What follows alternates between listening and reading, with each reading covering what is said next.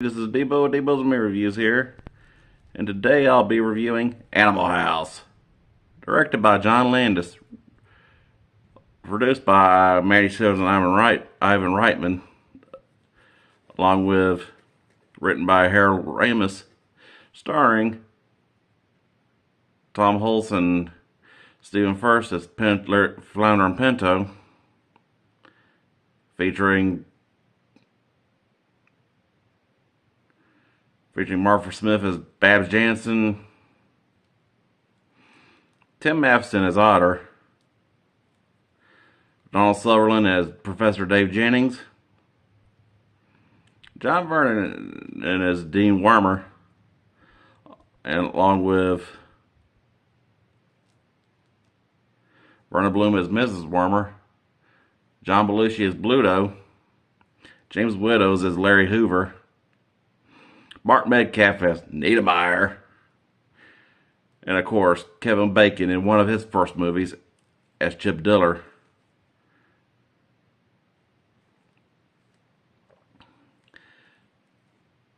Man, talk about one of the most iconic movies of the 70s, and a movie that basically gave birth to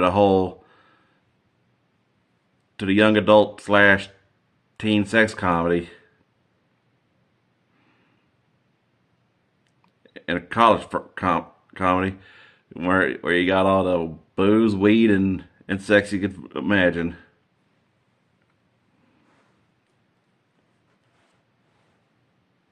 And especially, which in case of a lot of actors in it, I gotta give their iconic characters, because this is probably one of the first movies I actually seen of the late and recently departed Donald Sutherland in, and I can say he's never made a bad movie.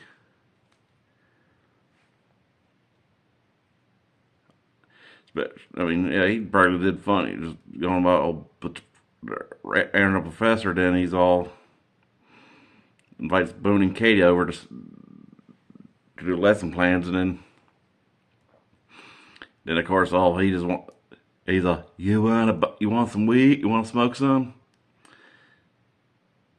and I was just like, makes it funny the first time because he's like, you don't expect that and all.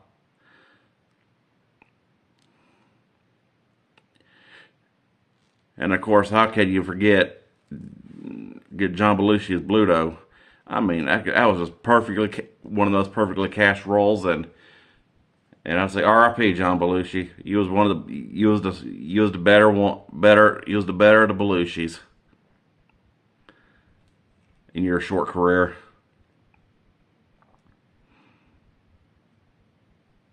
Along with how John Landis pretty much was all most iconic directors of the 70s and 80s.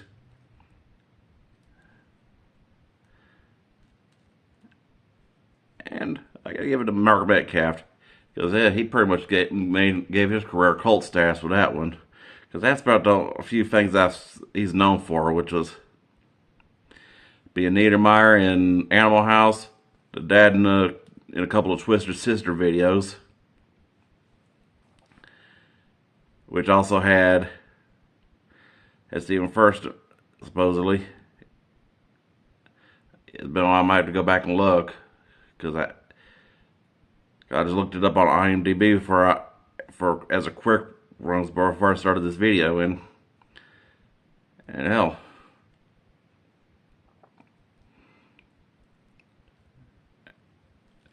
and everybody talks about how Flounder was a more iconic role, but a lot of people also remember him as Veer from Babylon 5.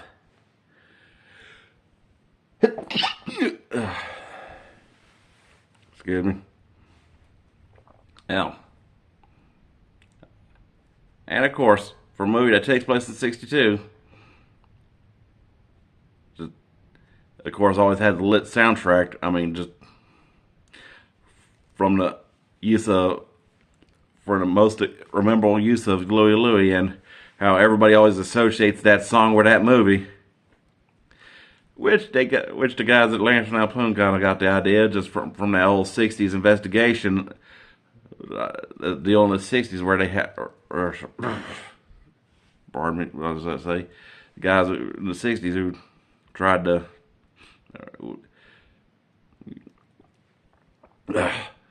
Now, I was like, back in the '60s when the FBI tried to investigate that song, and I'm talking about a waste of tax dollars for that one. Hell.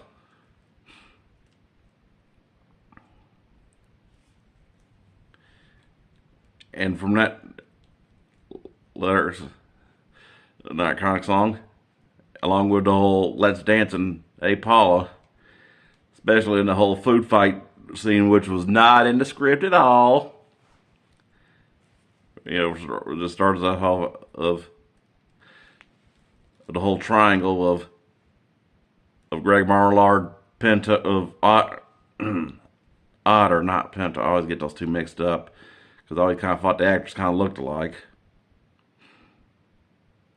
But then again, it was the '60s. They kind of had, which is, of course, about to have, of course, I got to say the white boys because back then,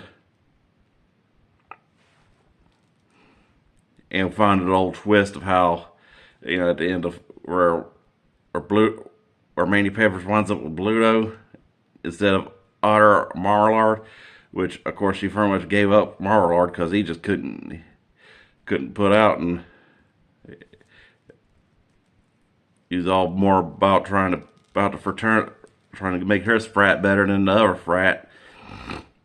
frats and all, and how his was more like skull and bones type deal, the Faber thing.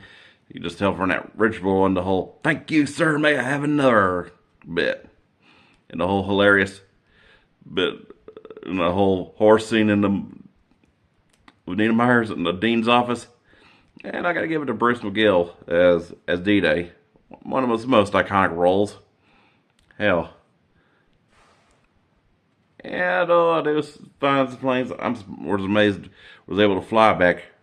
Then like the old rope thing and the like the I mean not rope, I mean the playground float deal. And I was just thinking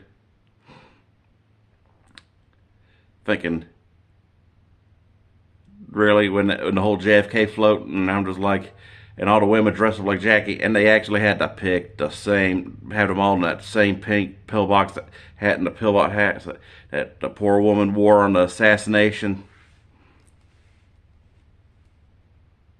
And I'm just amazed they managed not to put too much about not that I look for politics and stuff, but in Prairie Pieces and where it's suspected, I kind of surprised they didn't mention, or wasn't. I kind of surprised by how he managed to make a movie about using certain racial tones, especially given how the fact that Faber was in Tennessee. Just by the notice you see a Tennessee flag in that the whole student thing, and how the whole cafeteria was the white only cafeteria and all. Being, yeah, just stating facts here. But hey, we managed to get a fun, entertaining movie. You just sit back and enjoy yourself without having to worry about certain shit. So.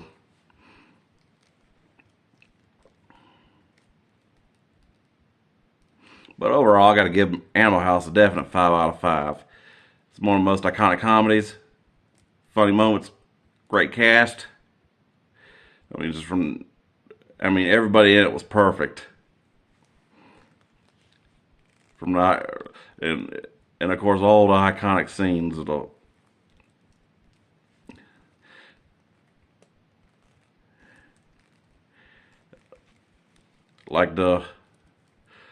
Like Bluto peeping on Mandy, which surprisingly wound up Bluto's future wife, especially if you watch the Double Secret Probation edition and you get the whole Where Are They Now thing, and